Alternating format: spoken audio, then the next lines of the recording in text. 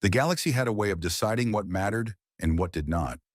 It had been doing this for thousands of years, long before humans ever looked up at the stars and wondered if something was looking back. The strong planets kept their seats at the table. The weak ones became footnotes in someone else's history. That was simply how things worked. Nobody wrote that rule down anywhere. Nobody needed to. Every civilization that survived long enough figured it out on its own.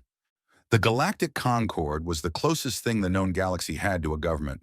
It was made up of 47 spacefaring civilizations, each one with its own history, its own fleet, its own agenda.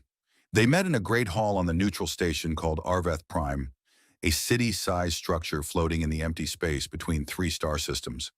The hall was enormous.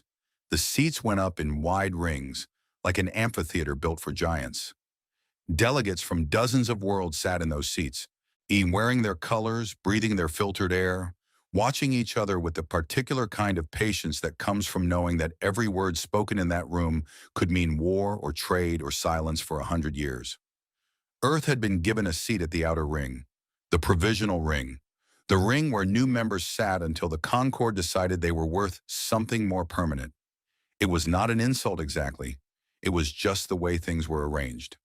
Old members sat close to the center. New ones sat at the edge and watched and learned. Humanity had been a provisional member for 6 years, long enough to know the rules, not long enough to change them. Ambassador Yara Osei represented Earth at the Concord. She was a tall woman with short gray hair and eyes that rarely showed what she was thinking. She had spent 30 years in diplomacy before this posting, and she had learned the most important skill in that work: how to sit still and listen while someone was doing something that they thought you didn't understand. She was very good at that. On the morning that would later be called the turning point, she sat in her seat in the outer ring and watched the Vorath delegation walk to the floor. The Vorath were reptilian. They stood on two legs, but their bodies were wide and low, their necks thick, their eyes set wide apart on angular heads. Oh, they moved with a kind of deliberate heaviness, like each step was a small statement of intent. They came from the Vorath Dominion, a stretch of space covering 11 systems in the galactic east, built entirely through conquest. They had absorbed 4 civilizations in the last 2 centuries. 2 of those civilizations no longer existed in any meaningful form. High Marshal Ketsara did not attend the Concord meetings himself. He sent his ambassador, a Vorath named Drex, who was polished enough to say terrible things in very clean language. Drex was good at his work. He wore formal Dominion colors, deep black with gold markings along the collar, and he spoke in the measured tones of someone who had already decided how the conversation would end. Drex stood at the center floor and requested a formal review of Earth's membership classification.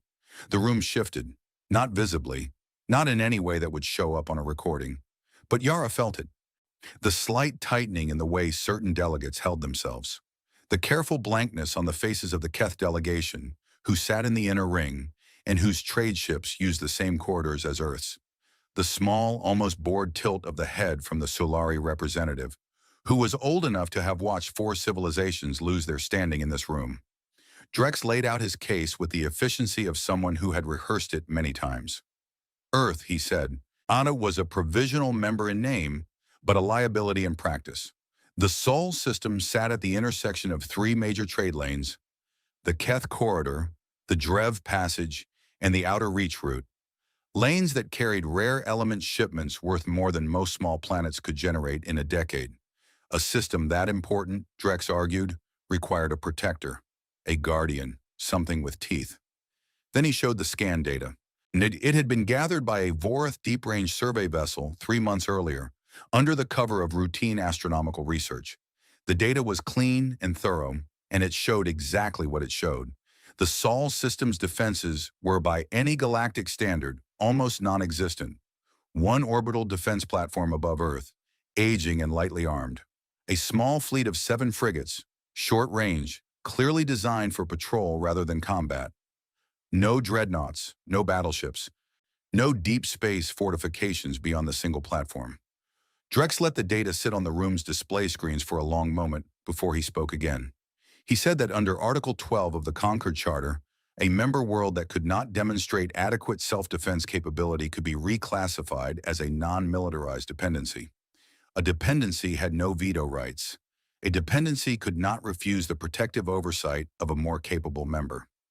A dependency was, for all practical purposes, mock available. He did not say the word available out loud. He didn't need to. Yara watched the room. She watched the Keth delegate study the table in front of him. She watched the Sulari representative make a small note on his datapad. She watched 3 different inner ring delegates exchange glances that were just a fraction too quick to be casual.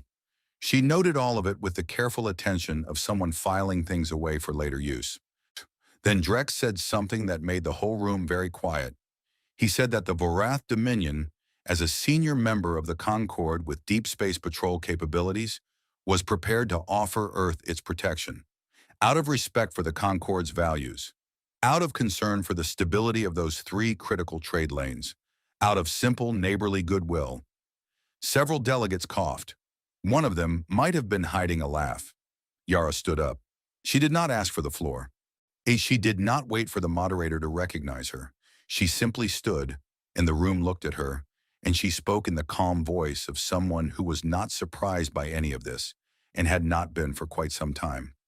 She said that Earth thanked the Vorath Dominion for its concern. She said that Earth's delegation would review the proposal according to standard Concord procedure, which allowed 30 days for a formal response.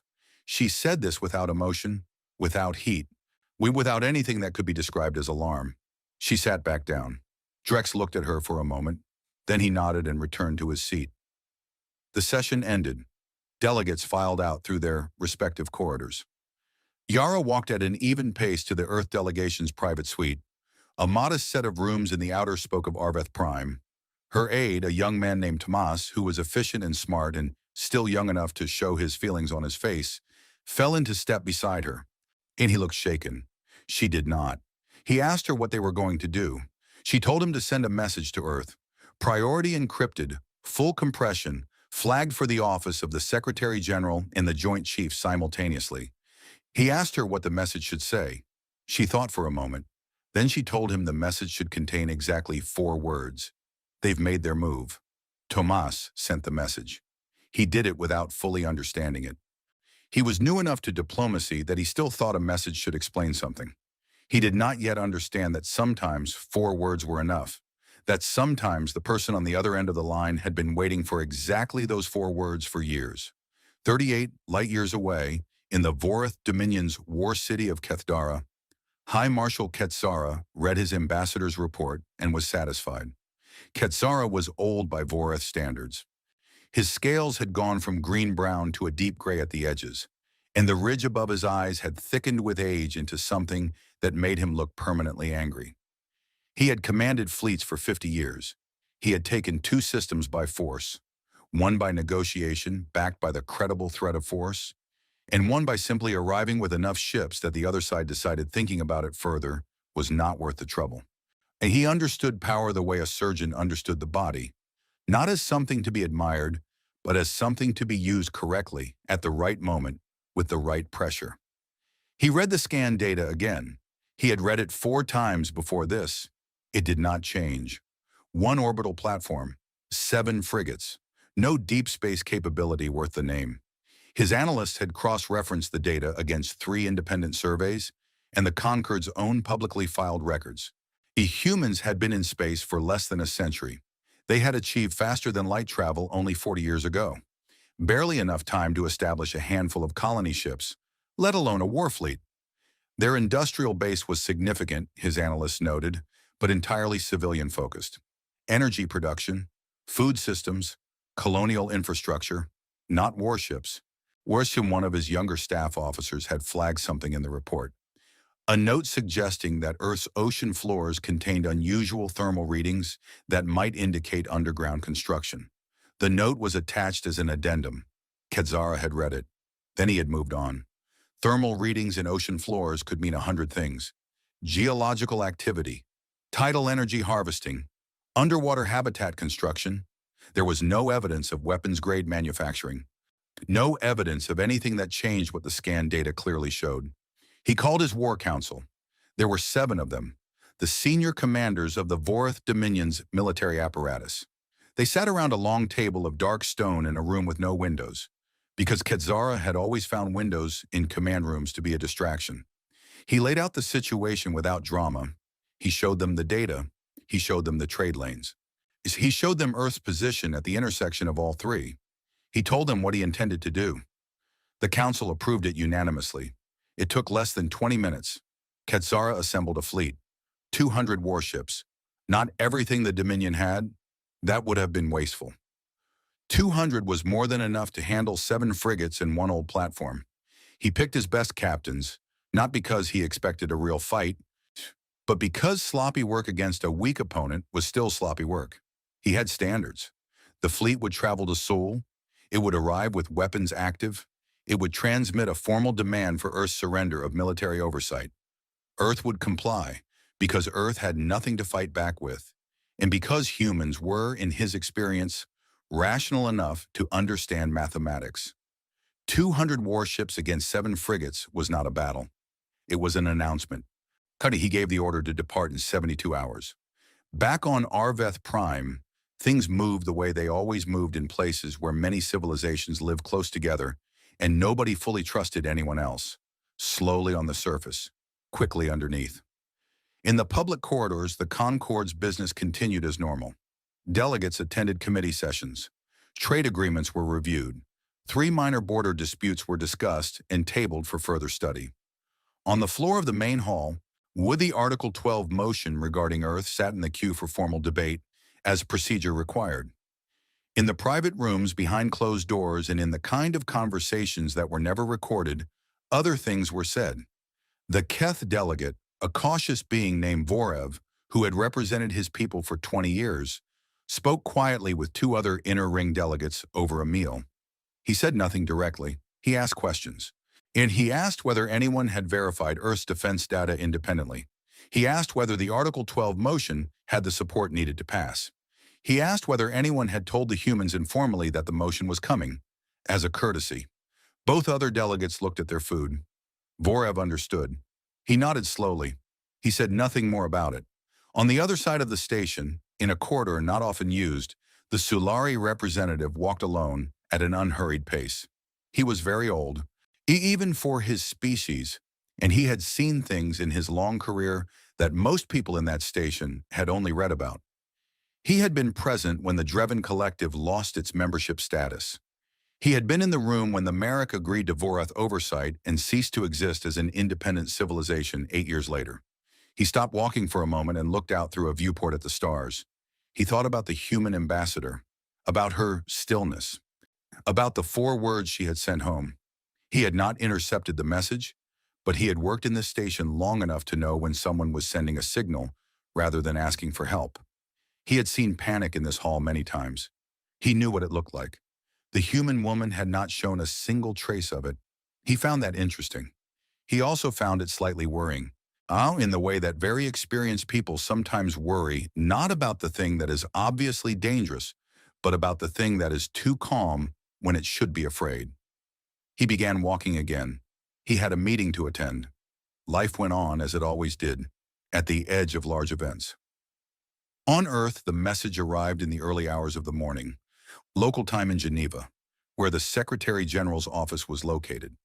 It was decoded in seconds and delivered to 2 people simultaneously, the Secretary General herself and the Chairman of the Joint Chiefs of Staff, a man named Admiral Eric Vance, who had been in the military for 40 years and who had spent the last 15 of those years preparing for exactly this moment. Vance read the 4 words on his secure screen. He sat with them for a moment. Then he picked up a different device, one that was not connected to any public network, or that had no transmission record anywhere on Earth's open communications grid, and made a call. The call was short. He said 3 words, "Initiate observation protocol." That was all. He put the device down. He looked out the window of his office at the city below, quiet in the early morning, lights reflecting on the wet streets. He thought about the 200 warships that were almost certainly being loaded and fueled in a Voreth war dock somewhere across the galaxy. Yet he thought about what their commanders believed they would find when they arrived at Sol. A small, sad smile crossed his face. He thought about all the years of quiet work, all the decisions made in rooms smaller than this one, by people who understood something that the rest of the galaxy had not figured out yet.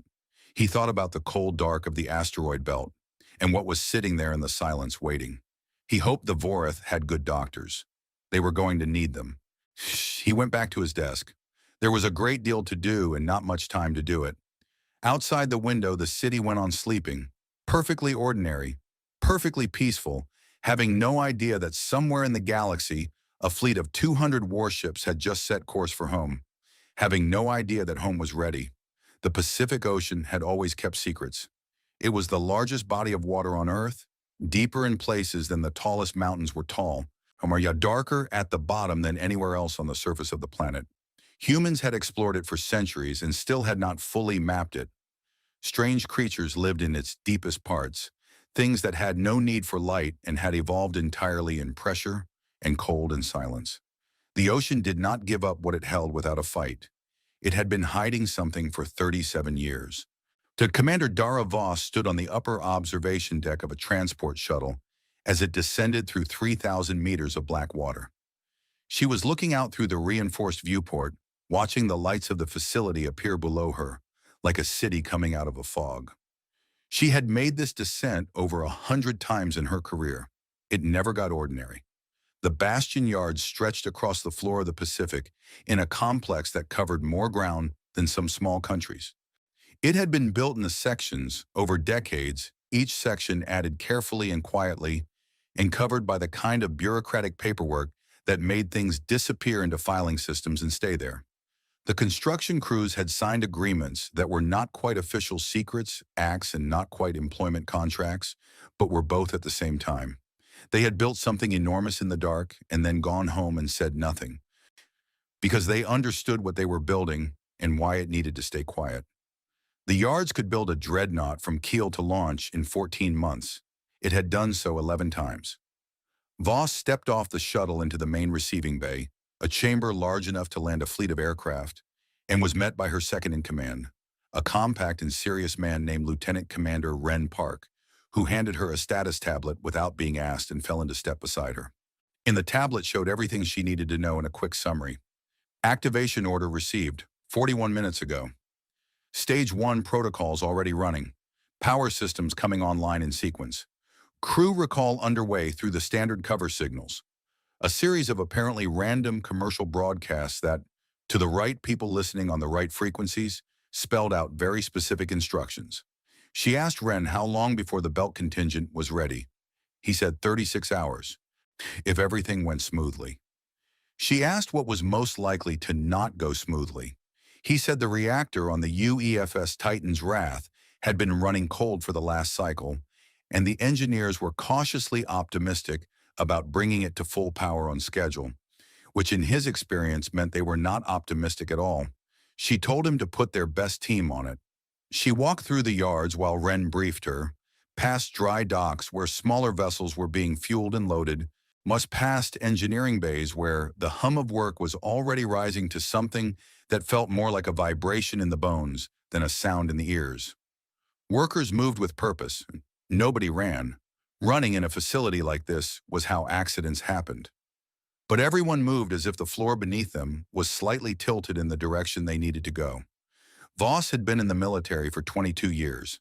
She had served on 3 different vessels. It had commanded a destroyer for 4 years before being moved into the strategic command structure, and had spent the last 6 years as the operational commander of what the yards called the surface layer, the visible part of Earth's defense, the 7 frigates and the orbital platform that the galaxy could see and measure and apparently dismiss. She had never told anyone what she actually commanded. Not at parties, not to family, not to anyone who didn't already know. Why? Because anyone who already knew understood why you didn't talk about it. She thought about the Vorith scan data, which had been quietly intercepted and copied months before it was ever presented to the Concorde. She thought about the analyst reports she had read, carefully detailing how thoroughly and confidently the Vorith had concluded that Earth was defenseless. She thought about the small note in one of those reports. A junior Vorath staff officer had flagged the thermal readings from Earth's ocean floors as potentially significant. The note had been reviewed by a senior officer and deprioritized. She had read that note 3 times. She was grateful for confident enemies. 52 million kilometers away, in the outer stretch of the asteroid belt, 14 ships were waking up. They had been out there for a long time. The oldest of them, the UEFS Sovereignty, had been cold drifting in the belt for 19 years. Her power systems reduced to the absolute minimum needed to keep the internal systems from dying entirely. Her crew replaced on rotating 6-month tours by people who traveled to and from her in small, unmarked transport vessels that moved without transponder signals. The newer ones had been out there for less time, but all of them had been waiting long enough that the crews who served on them thought of the waiting as simply the nature of the job. They were dreadnoughts. The word did not fully communicate what they were, because words are built by the experience of the people using them, and no one in the galaxy had seen anything quite like these. Each one was between 3.5 and 5 kilometers long. They were not elegant ships. They were not built to be. They were built the way a hammer is built, for what they did, not for how they looked. Their hulls were dark and layered, made of materials developed over 30 years of research into what happened when things tried very hard to destroy something and failed. Their weapon systems included mass drivers capable of accelerating a dense metal slug to a significant fraction of the speed of light, close-range energy weapons for work at short distances, Shinran missile banks that could put enough warheads into space to fill a small sky. Their point defense systems were perhaps the most remarkable thing about them. Each dreadnought was surrounded, when active, by a network of smaller automated weapons platforms that tracked and destroyed incoming projectiles with a speed and accuracy that made the space around the ship almost impossible to penetrate. The network was designed and then redesigned and then redesigned again by teams of engineers who had spent their careers thinking about what someone would try to do to one of these ships and then making sure it wouldn't work. The dreadnoughts also had something that no other military force in the known galaxy had yet developed into practical application: genuinely effective artificial intelligence targeting systems. Not the limited automated systems that most species used, which could handle simple tracking tasks but needed crew oversight for anything complex. These were systems that could manage an entire battle engagement without a human giving them individual instructions, that could assess a changing field of hundreds of targets simultaneously and make decisions in fractions of a second that would have taken a human crew several seconds at minimum. Humans had been good at computing for a long time. It turned out that computing, it scaled up and applied to the problem of how to destroy things very quickly and very accurately, was extremely useful. The first sign of life on the dreadnoughts was light, not the dramatic blaze of a full power-on, but the slow creep of illumination through darkened corridors as system after system came back from standby. Internal lights, then environmental controls, then communications grids, then deepest in each ship's engineering section, the first low vibration of a reactor beginning to warm from cold sleep to operational temperature. A crew member on the UEFS Indomitable, a young woman named Specialist Asha Day, who was on her first posting to the belt contingent and had not entirely stopped being surprised by the size of the ship she lived on, was in the engineering monitoring bay when the main reactor began its startup sequence. She had been told this would happen. She had read the protocols. She had done the training simulations. She had not been prepared for what it felt like. The reactor coming to full power was not a noise. It was a change in everything. The floor under her feet went from still to suddenly, constantly alive. The air in the bay changed pressure slightly. Every screen in the room shifted from standby amber to operational white. And through the hull, through 3 meters of layered composite armor that could absorb a direct hit from most warship weapon systems, she felt the hum of something enormous deciding to be awake. She sat very still for a moment. Then she ran her checks and filed her report, because that was her job, and the ship needed her to do her job. Commander Voss received the belt activation confirmation at the 12-hour mark. She was in the command center of the Bastion Yards by then, standing in front of the primary tactical display, a 3-dimensional holographic map of the Sol system that covered most of a large room, with each tracked object represented by a small light and a data tag. The asteroid belt on the display looked the same as it always did from outside. a scattered field of rocks and dust and debris, the chaotic remnant of something that had tried to become a planet and never quite managed it. Oh, but when she filtered the display to show the deep ping returns of the yard's own long-range sensors, other things appeared in the belt. 14 things, each one large and geometrically regular, each one now showing the faint but unmistakable power signature of a reactor running warm. They looked like small suns being born in slow motion. Voss stood with her hands clasped behind her back and watched the lights come on. Ren came to stand beside her. He looked at the display. He said nothing for a moment. Then he said that the Vorth were estimated to arrive at the edge of the Sol system in approximately 70 hours. She nodded. He asked her, and there was something in the way he asked, something quieter than his usual professional tone, whether she thought this was really going to work. Not the battle exactly, the whole thing, the plan that had been running for 37 years, that had been built by dozens of people who mostly hadn't lived to see it come to this point. She thought about the question seriously. She did not dismiss it. Ren was not asking out of doubt. He had none. She knew that about him. But out of the kind of honest wonder that comes from standing at the edge of something that was supposed to be theoretical and discovering it has become real. She said yes. She said it was going to work because it was designed by people who understood the first and most important thing about fighting from a position of apparent weakness. That the enemy's confidence is your most powerful weapon. The Vorth were coming because they believed the math. 200 against 7. They had calculated the outcome before they ever left their home dock. They were not coming to fight. They were coming to arrive. And when you believe you're arriving rather than fighting, well, you don't bring your best thinking. You bring your paperwork. She looked at the 14 lights in the belt. She said that she wasn't afraid, not even a little. In the dark side of the moon, in the facility called Fort Silence, the lights had been on for hours. Fort Silence was not a dramatic name, but it was an accurate one. The facility had been built into the lunar rock over 20 years, carved out with the same patient secrecy that had produced the bastion yards. And it had earned its name because not a single signal had ever escaped it that was not intended to escape. It was shielded, buried, cold from the outside, undetectable by any scan the galaxy had yet developed.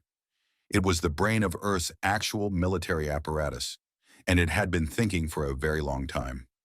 Admiral Haruto Shen arrived at Fort Silence via a sublunar transit tunnel from the nearside landing facility. He was 61 years old, lean and gray-haired, with the kind of posture that never fully relaxed even in quiet rooms. He had commanded the Belt Contingent for 7 years. Before that, he had been the chief strategic architect of something called the Iron Doctrine. Earth's actual military strategy, developed over decades, known in its complete form to fewer than 200 people alive. He walked into the main command room of Fort Silence and looked at the screens. There were a great many screens. They showed him everything. The Vorth fleet's projected course, updated from the passive sensor network scattered across the outer Sol system. The current status of the 14 Dreadnoughts in the belt. The readiness reports from the bastion yards. The tactical display of the Sol system, with every rock and corridor and calculated firing angle already mapped and modeled again. He took a cup of coffee from the station near the door and stood in front of the main display. Looking at the galaxy the way a chess player looks at a board when they have been thinking 10 moves ahead for 37 years, and the other player has finally made the move that the whole game was waiting for. A young officer asked him if he needed anything. He said no. He asked her if the fleet was on schedule. She said, "Yes, sir. All 14 confirmed warm and cruise at 70% manning, with full complement expected in 20 hours. He nodded. He drank his coffee. He thought about the 200 Voreth ships out there in FTL space, moving at speed toward a system they believed was sleeping. He thought about their captains, reading their own screens, running their own calculations, confident in the math of overwhelming force. He thought about what they were expecting to find. He thought about what they were actually going to find. He set down his cup. He said quietly, and to no one in particular, that it was a long time coming. Then he got to work. The edge of the Sol system was not a line. There was no wall, no marker, no clear boundary where one thing ended and another began. Space did not work that way, but humans had decided some years ago that the edge of their system began at the outer boundary of the Oort cloud, that vast and distant shell of frozen objects that drifted at the very limit of the sun's gravitational reach. Some were so far out that the sun itself was just the brightest star in the sky rather than the thing that ran the world. They had put sensors out there, passive ones, cold and quiet and built into the faces of rocks that looked like every other rock in the cloud. The sensors had been sitting out there for 19 years, listening, and they had never had anything important to report. Until now. The first contact alert reached Fort Silence at exactly 14 minutes past 3 in the morning, in Greenwich Mean Time, which was the time zone the facility used because someone had decided years ago that a unified clock made coordination easier, and nobody had bothered to argue. The alert was not a sound or a light. It was a small entry on a screen in the passive sensor monitoring room, a room staffed at all hours by 3 analysts whose job was to watch those screens and report anything that was not background noise. When analyst second class Priya Mehta was one of the 3 on duty when the entry appeared. She looked at it. She looked at it again. She ran the verification protocol, which took 40 seconds, and confirmed what she was seeing. Then she pressed the alert key and reported it up the chain in the clipped, factual language that her training required. The Vorath fleet had dropped out of FTL travel at the outer edge of the Oort cloud. Preliminary contact count, 193 vessels. Shu approximate bearing, inner system, direct course toward Sol. Speed, standard sublight approach, likely reducing to tactical speed in approximately 6 to 8 hours. She filed the report and went back to watching her screens, because that was her job, and the rest of it was someone else's job, and the system worked because everyone did their part. Admiral Shen was awake when the alert came. He had not slept in the previous cycle, not fully. He had dozed for a few hours in the chair in his office, which was not sleep in any medical sense, but was the kind of rest that experienced military people learned to take when full sleep was a luxury the schedule did not offer. When his communications officer knocked and entered and told him contact had been confirmed, he was already sitting up. He walked to the main command room with his coffee, a fresh one this time, and stood in front of the display, which had updated itself in the seconds since the alert to show the Vorath fleet as a cluster of red contact markers at the far edge of the system.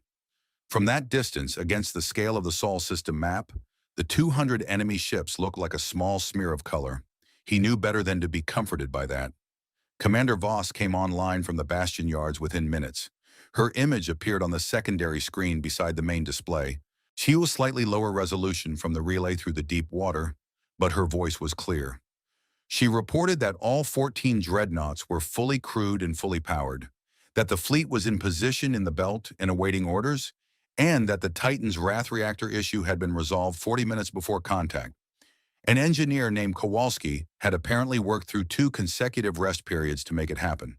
Which Voss said she intended to give Kowalski a very long leave when this was over. Shen said that sounded reasonable. He asked for the full tactical breakdown. The next 2 hours were work. Detailed, technical, focused work. The kind that doesn't make good stories but is the reason good stories happen. The tactical teams modeled approach vectors. They ran probability assessments on the Vorath formation options. Based on the fleet composition, the sensors were now clearly identifying. So they confirmed the positioning of the Hephaestus array, the mass driver network built into selected asteroids throughout the belt. Each one aimed and calibrated and ready, part of the Sol system's terrain itself, rather than something the enemy could see coming. They checked the point defense network, cross-checked the communications relay to Fort Silence, confirmed the response protocols with the captains of every dreadnought through the encrypted command channel. All 14 confirmed ready. At hour 6, when the Vorath fleet had reduced to tactical approach, speed, and was moving through the deep outer system at a pace that suggested they were running active scans, checking the system as they came, not bothering to hide themselves because why would they need to? Shen made his decision about timing. He would not wait for them to reach the asteroid belt. He would not wait for them to reach Jupiter's orbit or Mars or any other landmark. He would speak to them when they reached the point he had long ago designated on his maps as the threshold, a specific distance from the inner system beyond which retreat was possible, but significantly harder. He wanted them past the threshold when he spoke. He wanted them committed. He also had another reason. He had been thinking about it for most of the night. He was about to say something to a Vorth marshal on an open channel that the entire Concord would be monitoring. He did not want his words to be those of a man defending a door. He wanted them to be those of a man standing in the middle of a room he owned. There was a difference. The galaxy needed to understand that difference. At the Concord station of Arveth Prime, the night cycle was several hours advanced, and most of the diplomatic staff were asleep or in their private quarters. But the Concord's automated monitoring systems never slept. And when a contact array of 193 Vorth warships appeared in Sol system space, the system flagged it, and the duty officers were woken, and the lights in certain key rooms came back on. The Concord did not interfere in military matters between members and non-members under most circumstances. Article 17 was clear about that. But 200 warships entering a member system, even a provisional one, was not an ordinary circumstance. Ash and the duty staff had authority to open the monitoring feeds and watch. So the Concord watched. In a secure communications room, an analyst named Kale, who worked for the Keth delegation and was up late for reasons of personal habit, noticed the feeds open and began following the data. He sent a quick message to Delegate Vorev. Sol contact confirmed. Vorath fleet in system. Recommend you wake up. Vorev was awake in 4 minutes. He was looking at the data in 5. The Solari representative, who had been awake anyway in the way that very old beings sometimes are through simple inability to sleep, was already watching when the Vorth fleet crossed into the outer system. He sat in his private room with a warm drink and the data feed on his screen and watched in the way he watched most things. With patience, with attention, and without making any immediate conclusions, because he had learned decades ago that immediate conclusions were how experienced people made avoidable errors. He noted the fleet size. He noted the absence of any Earth response so far. He noted that the Sol system was very quiet on every sensor band, which was either the stillness of a place with nothing to show or the stillness of a place with very good reason to stay hidden. He was not sure which one it was. He suspected he was about to find out. High Marshal Ketsara was on the bridge of his flagship, the warship Kethvara, when they crossed into the inner system approach. The Kethvara was a large vessel by Voreth standards, 800 meters from bow to stern, bristling with weapons, carrying a crew of over 1,000. By the standards of what was waiting in the asteroid belt, she was a medium-sized rock. Ketsara did not know that. His scan systems were active and running a continuous sweep of the system ahead. The data was coming back clean. 7 frigates in close Earth orbit, with their signatures exactly matching what the survey data had shown months earlier. The orbital platform still there, still aging, still presenting the same limited threat profile it always had. The asteroid belt, exactly as it appeared in every map, a field of rocks, cold, quiet, geologically eventful, in the slow grinding way that rock fields are eventful over millions of years. No dreadnoughts, no battleships, no hidden fleet. His sensor chief reported that there were some unusual thermal anomalies in the belt. Faint, possibly geological, not consistent with active power systems. The chief recommended logging them for later review. Ketsara acknowledged the report and returned to watching the approach. He was thinking about the human ambassador at the Concord. Her stillness had irritated him slightly when he had reviewed the recording of the forum session. There was a type of stillness that came from shock. A person so overwhelmed they simply stopped responding, frozen by events larger than they could process. There was another type that looked identical from the outside, but came from somewhere very different. He had seen both types in his career. He had told himself he was overanalyzing. It was the habit of a long career to find complexity where there was none. He was 2 hours from the threshold when the transmission arrived. It came on all frequencies: audio, visual, text in 17 different Concord languages, including Voreth Standard, and a mathematical sequence at the beginning that was the Galactic convention for a signal intended to be understood by any intelligent receiver. It could not be missed. It could not be dismissed. It was designed to be received by every ship in his fleet simultaneously. Ketsara watched it come up on his screen. He watched the image resolve. A man, human, was sitting behind a plain desk. No dramatic backdrop, no visible weapons, no flags or insignia beyond the collar rank markings of a senior officer. Gray hair, calm face, a coffee cup on the desk beside him, which Ketsara noticed and found, in a distant way, bizarre. The man spoke. He said in Vorath standard that was accented but entirely correct, that the fleet was now inside a designated human exclusion zone. Oh, he said that their weapons locks, the active targeting systems on the Vorath ships that had been running since they entered the system, had been detected and logged. He said that the fleet had 1 hour to reverse course and begin withdrawal from the Sol system. He said this calmly, without heat, without visible anger, as if he were delivering scheduling information. He said that failure to withdraw in 1 hour would result in the United Earth Fleet responding with appropriate and overwhelming force. He gave his name as Admiral Haruto Shen, United Earth Fleet. Then the transmission ended. There was a long silence on the bridge of the Kethvara. Ketsara looked at the transmission data. He processed it. He looked at his sensor feeds, still showing 7 frigates, still showing 1 old platform, still showing a belt full of rocks and faint thermal noise. He thought about the phrase appropriate and overwhelming force. He did a quick calculation in his head. 200 warships against whatever Earth had. The math was not complicated. He thought about a man who sat behind a plain desk and gave an ultimatum with a coffee cup next to him. He found it funny in a cold way. It was either the bravest thing he had ever seen or the most deluded. He had spent his whole career operating on the principle that there was no real difference between the two until the shooting started. His communications officer opened a return channel. Ketsara looked directly at the transmission lens. He said in Common Galactic that he had heard Admiral Shen's message. He said that humanity had a single choice available to it. He said the choice slowly and clearly to make sure there was no translation ambiguity. Kneel or burn. Then he closed the channel. On the bridge of the UEFS Indomitable, floating cold and dark in the asteroid belt, with her power systems shielded and her crew at full readiness, Admiral Shen watched the response transmission end. He sat with it for a moment. Across the Sol system, his fleet was watching.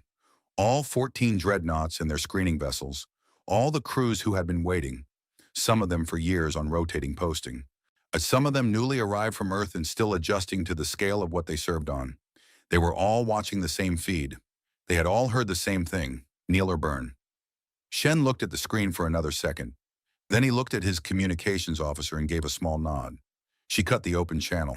He said quietly to the room in general, "We have been waiting for someone to say that." He picked up his coffee. He drank it. He set it down. And he said to his tactical officer, "Bring us up. Full power. All ships." And in the asteroid belt, the dreadnoughts stopped being rocks. At Arveth Prime, in a monitoring room that had been filling with staff for the last 2 hours, the feed suddenly went extraordinary. 14 contact signatures appeared in the Sol asteroid belt, each one enormous, each one blazing with the full power output of an active capital ship. They had not been there 1 second before. Now they were. And the room went very quiet. Delegate Vorev stared at the data and stopped breathing for a moment. The Solari representative, watching from his private room, set down his drink. He said to the empty room, in the voice of someone who had just confirmed a very old suspicion, "There it is." Outside, across the whole Concord network, 14 suns had come to life in the dark of the asteroid belt, and the galaxy, for the first time in a very long time, did not know what was going to happen next. War, when it finally arrived after a long wait, did not feel the way most people imagined it would. There was no single dramatic moment where everything changed. There was instead a series of very fast, very specific decisions made by tired people in loud rooms, and then consequences that moved at the speed of physics and could not be taken back. The 14 dreadnoughts of the United Earth Fleet powered up in sequence over the course of 90 seconds. Each one went from cold and dark to fully operational in a bloom of power that the Vorath sensor systems had never seen before, because the Vorath sensor systems had been calibrated to find things they expected to find, and nobody had expected this. On the bridge of the Kethvara, Ketsara's sensor chief turned from his station with an expression that Ketsara had never seen on the man's face in 15 years of service. The chief was not panicked. He was past panic, went into the specific stillness of someone who is looking at data that does not fit any model in their training. He said there were active contacts in the belt, 14 of them, capital class. Katsara said nothing for a moment. He looked at the contacts himself. He looked at their size. He looked at the power signatures, which were not simply large. They were extraordinary reactor outputs that matched nothing in the Concord's shared database of known vessel classes. Then he looked at his fleet spread out across the approach corridor behind him, 200 ships arranged in the standard crescent formation, and he did the new math. 200 against 14 should have been fine. Except these were not 14 frigates or 14 cruisers. These were 4 kilometers of metal and weapons each, fully operational and sitting in terrain they knew better than he did. He began to understand that he had been looking at the wrong problem. He called his formation captains. He told them to begin spreading into a wider crescent to cover the belt entry points. He told them to go to weapons hot and charge all primary systems. He told his navigator to begin a tactical deceleration so the fleet didn't overrun its own optimal firing range. He was doing all the right things. He was also doing them approximately 37 years too late. Admiral Shen watched the Vorath formation shift on his tactical display and recognized what Katsara was trying to do. The wider crescent was the correct response to a threat coming from the belt. It would let the Vorath bracket the exit corridors and catch any ship trying to come straight through in a crossfire. It was a good tactical adjustment. Shen had expected it. He had, in fact, counted on it. He told his tactical officer to begin Phase 1. Phase 1 was not the Dreadnoughts. Phase 1 was the screen. The smaller vessels of the Earth fleet, 18 ships between frigate and cruiser class, which had been sitting behind the Dreadnoughts in the belt. They came out of the rocks at speed in 3 separate groups, moving fast toward the outer belt boundary where the Vorath crescent was still forming. Their sensors broadcasting loudly and their electronic signatures deliberately exaggerated to look larger than they were. They were not trying to hide. How they were trying to be seen. The Vorath captains on the flanks of the crescent did what any sensible captain would do when fast contacts came toward them through broken terrain. They moved to intercept. The crescent tightened on its edges, curving inward like hands closing around something, which was exactly what Shen wanted. He watched the formation compress. He watched the flanks pull in. He watched the Vorath center, the heaviest part of the crescent, lose the space it needed to maneuver because its own wings had moved inward. He said, "Iron Corridor, authorization Shen Alpha 7. 2 Dreadnoughts, the UEFS Sovereignty and the UEFS Relentless, had not moved from the positions they had been holding in the belt for the last 6 hours. They were deep in the rocks, off the main approach vectors, sitting in gaps in the asteroid field that had been identified by Earth survey teams decades earlier for exactly this purpose. When the Vorath crescent compressed and the center mass pushed forward into the approach corridor, the Sovereignty and the Relentless were already on both sides of it. They opened fire together. The mass driver rounds moved at a fraction of the speed of light, which was very much faster than anything a crew could see and react to. They were not smart weapons. They were simply very dense, very fast objects moving in a straight line, or in the physics of very dense, very fast objects hitting other objects was not complicated and was not survivable. The corridor between the 2 Dreadnoughts became, for 6 minutes, the most lethal stretch of space in the Sol system. 41 Vorath ships were destroyed in those 6 minutes. Some broke apart cleanly under single hits to their power cores. Others took damage that killed their drives and left them spinning, venting atmosphere into vacuum. And the follow-up rounds found those too. A handful managed partial evasion, rolling and burning hard on emergency thrust.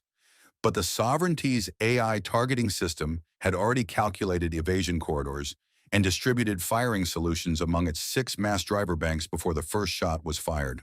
The Vorath captains who survived the corridor scattered. Some pushed forward. Most tried to go back or sideways. Hoikuden found the screen ships waiting in the rocks with missiles and short-range weapons to deal with vessels trying to maneuver through tight spaces without enough clearance. At Arveth Prime, a monitoring officer said, in a very flat voice, that 40 contacts in the Vorath formation had just gone dark. Her supervisor told her to verify the number. She verified it. She said it again. 41. The supervisor reported upward without saying anything else because there was nothing else to say. Quetzara was a composed man by nature and training, but he felt something he had not felt in decades, the precise and unpleasant sensation of fighting an enemy that was doing what it had planned to do, while he was doing what it had planned him to do. Every move his captains made was landing them somewhere that hurt more than the move they had left. The corridor ambush had cost him 41 ships in 6 minutes.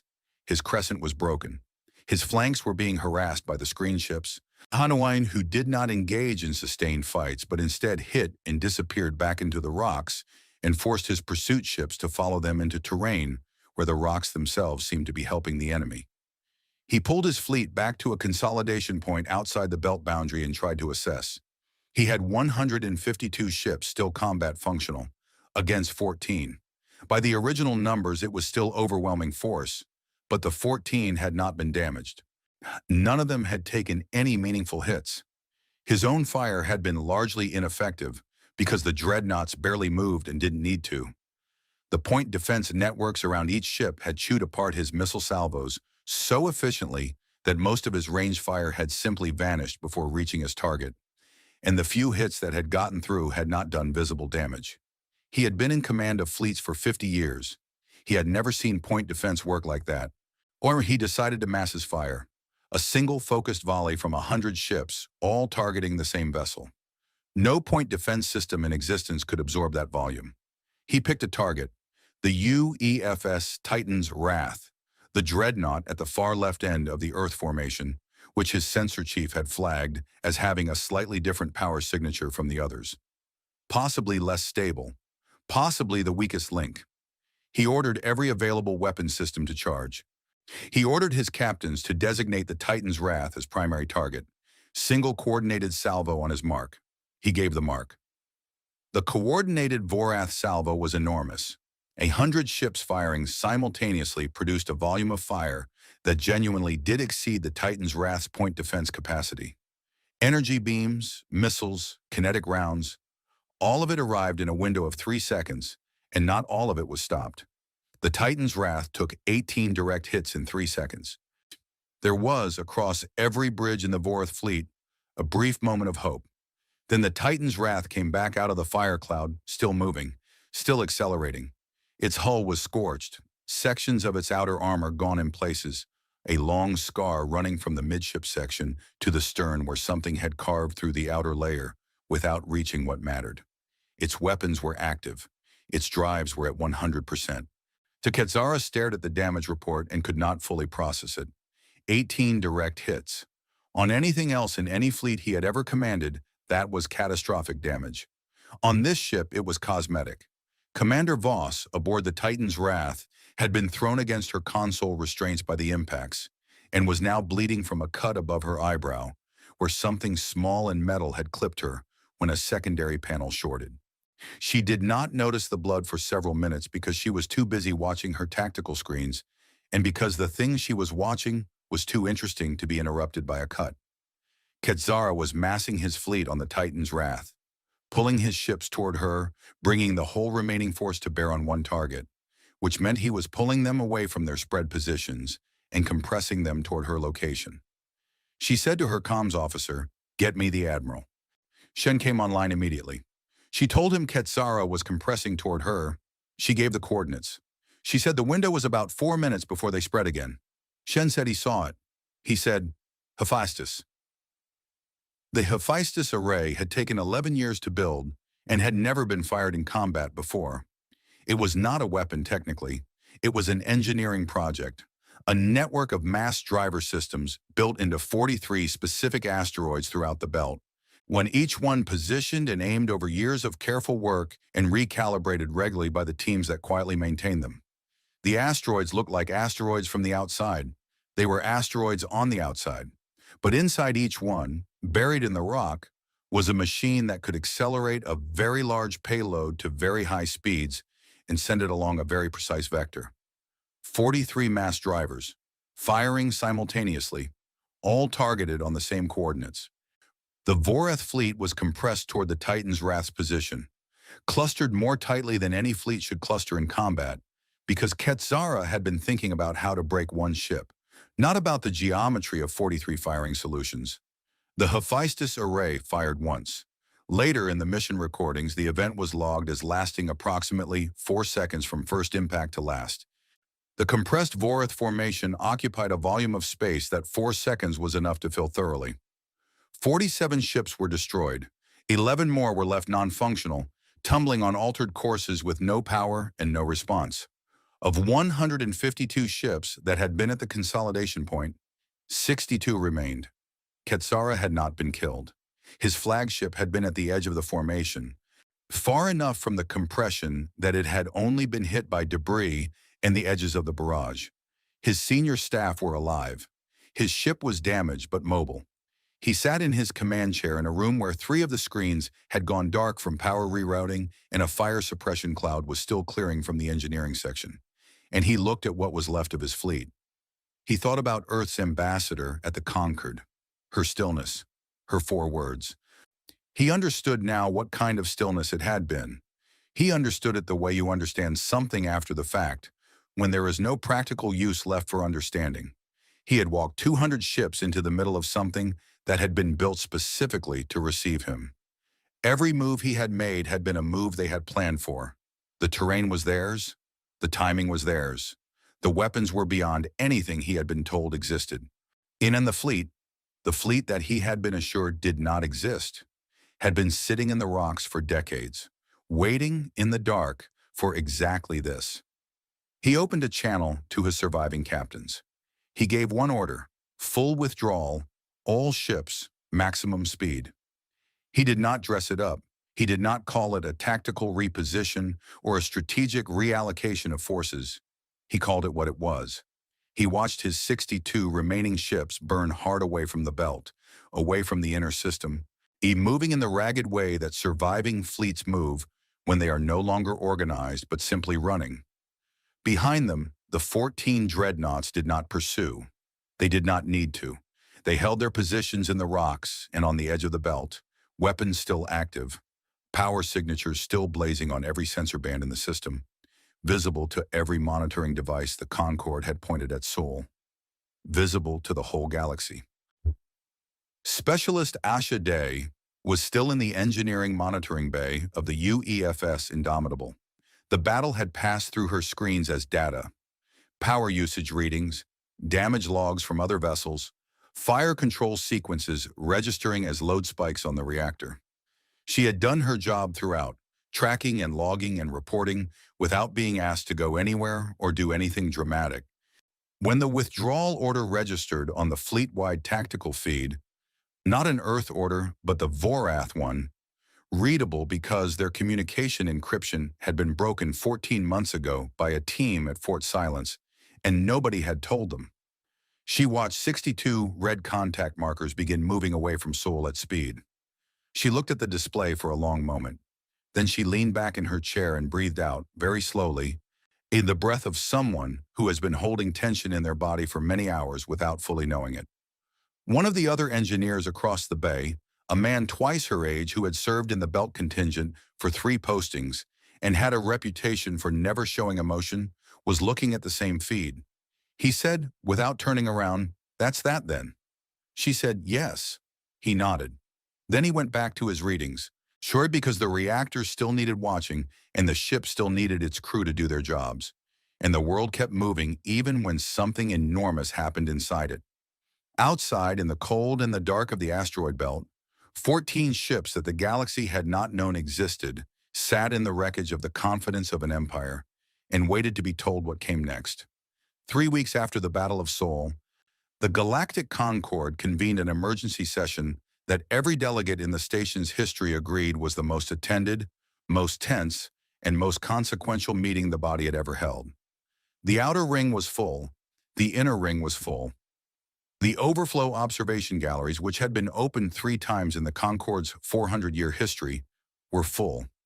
Representatives who had not attended a floor session in years were present. Some had traveled for days to be there. However, everyone wanted to see what happened next. The first order of business was the Vorath Dominion. What remained of Quetzara's fleet had limped back to Vorath space over the course of 10 days, arriving in scattered groups, the larger ships towing the damaged ones that could not manage full-drive power on their own. The Dominion's war city of Kethadara had received them in silence. The Concorde had received the after-action reports from its monitoring teams in silence. War of the Galaxy had watched all of this and said very little publicly while saying a great deal privately. High Marshal Ketsara did not appear before the Concorde himself. He sent a legal representative, which was his right under Concorde procedures. The representative was a Vorath named Tev, well-spoken and composed in the manner of someone who has been handed an extremely difficult assignment and decided the only reasonable response was professionalism. Tev stood at the floor podium and presented the Dominion's official position, which was that the incursion into the Sol system had been a legitimate exercise of the protective oversight mechanism provided for under Article 12, that the subsequent military response from Earth had been disproportionate, and that the Vorath Dominion was prepared to discuss a formal ceasefire arrangement with appropriate compensation terms. The hall made a noise. It was not one noise. It was many noises from many species at the same time, which added up to something that was not quite laughter and not quite outrage, but sat in the uncomfortable space between the two. The moderator called for order. Then she recognized Ambassador Yara Osei. Yara walked to the floor podium from the outer ring, which was a longer walk than most ambassadors made. She had walked it in her mind many times in the weeks since the message she sent to Earth.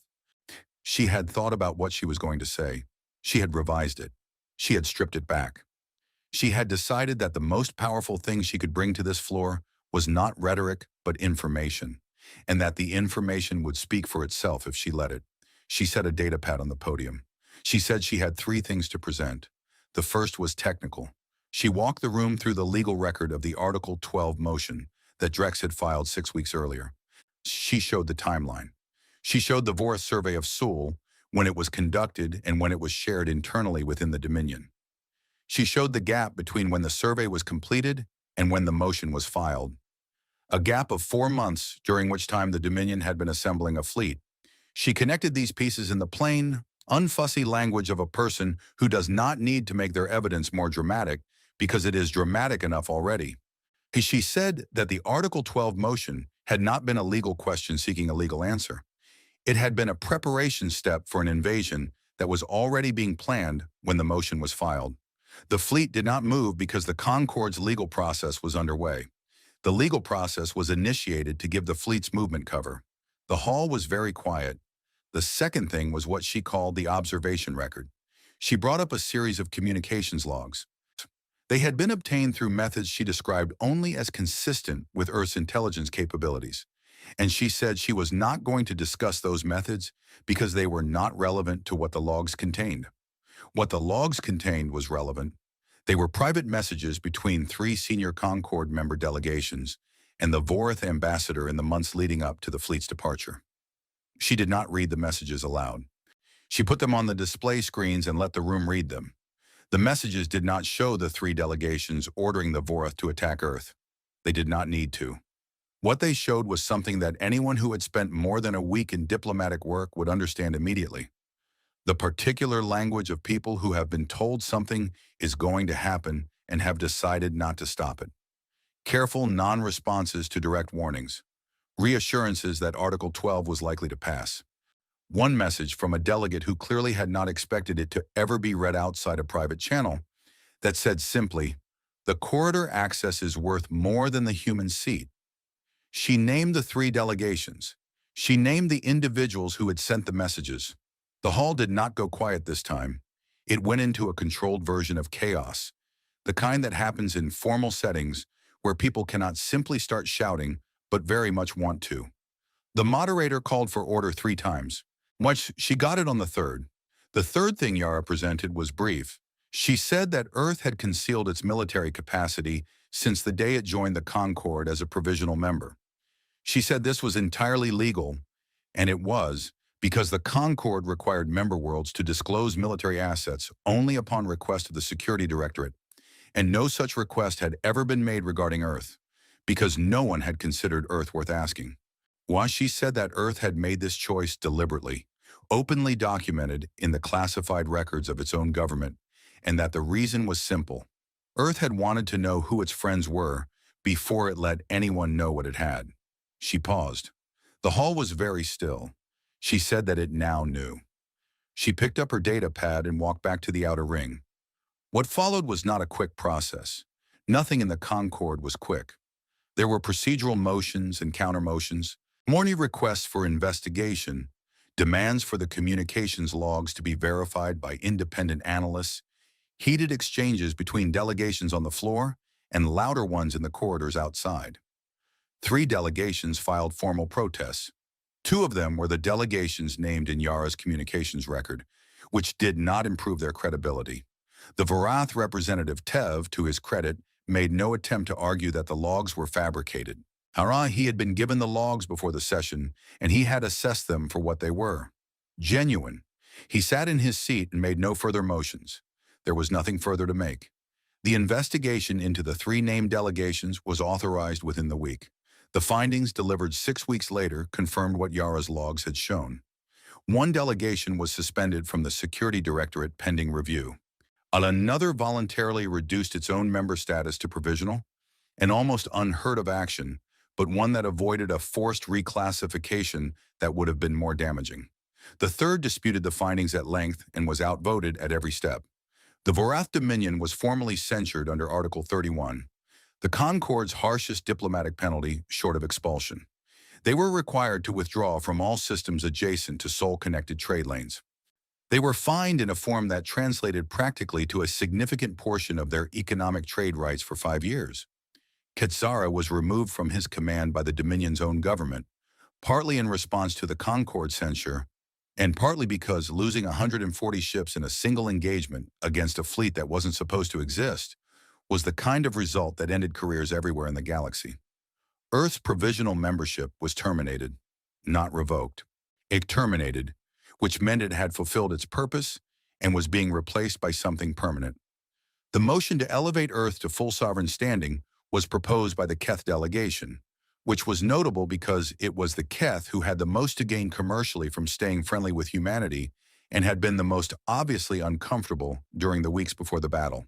Delegate Vorev had spent those weeks quietly repositioning himself, and he was good enough at his job that the repositioning had worked.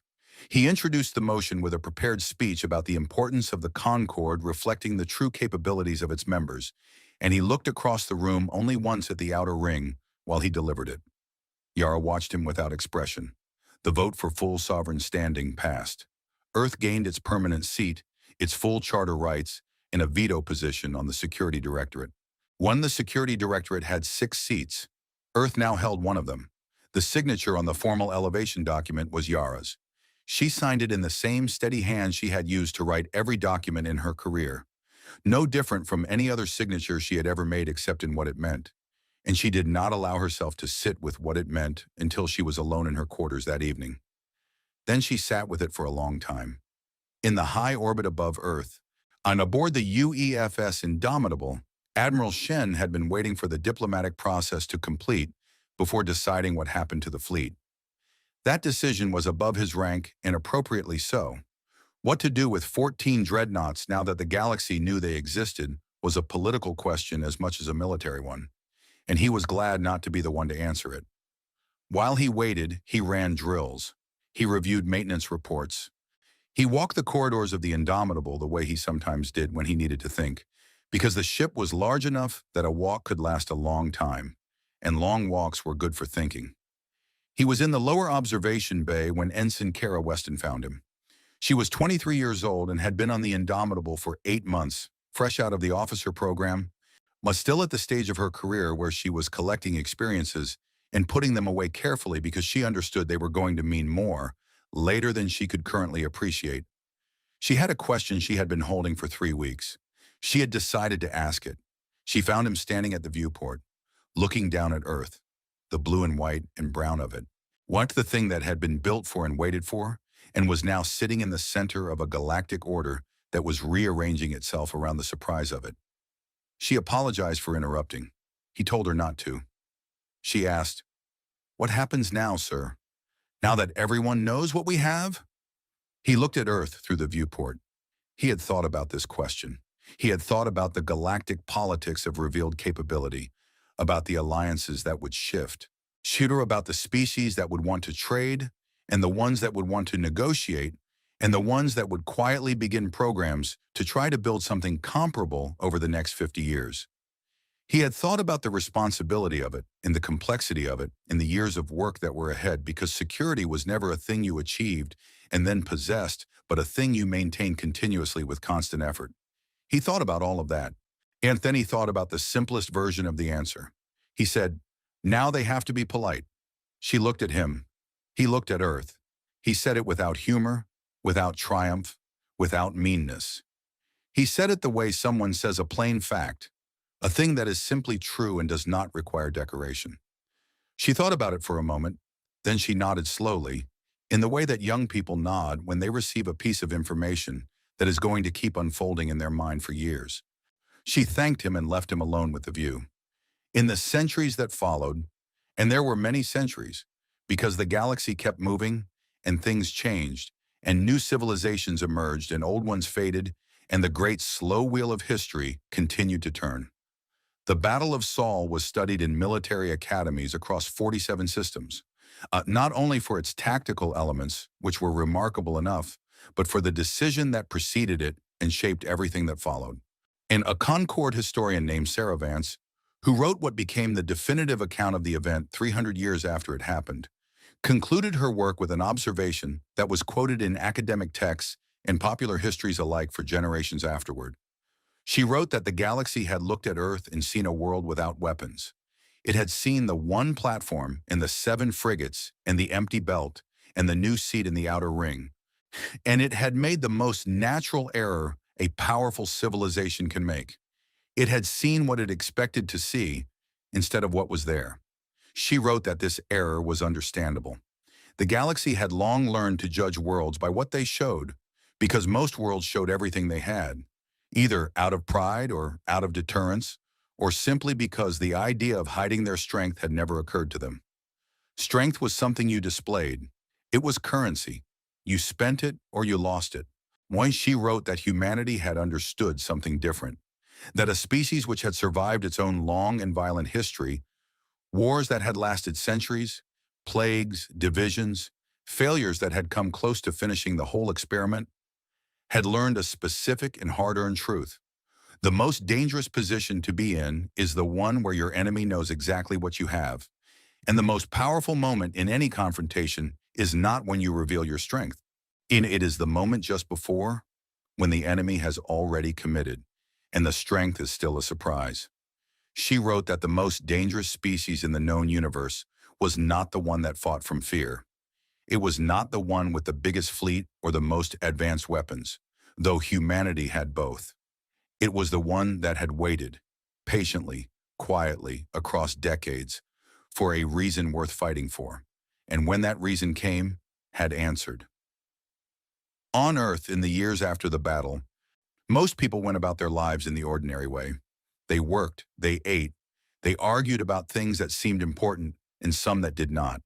They raised children and told stories and disagreed about history and agreed about small things and lived the ordinary, complicated lives that people live everywhere in the universe, when the large events are not happening directly to them.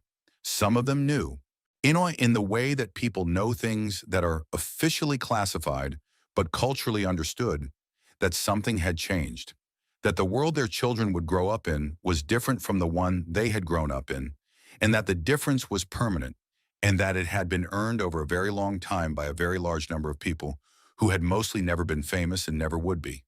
The bastion yards kept building. Fort Silence kept thinking. The belt contingent kept watching from the dark. And the galaxy, for the first time in its long and complicated history, learned to knock before it entered.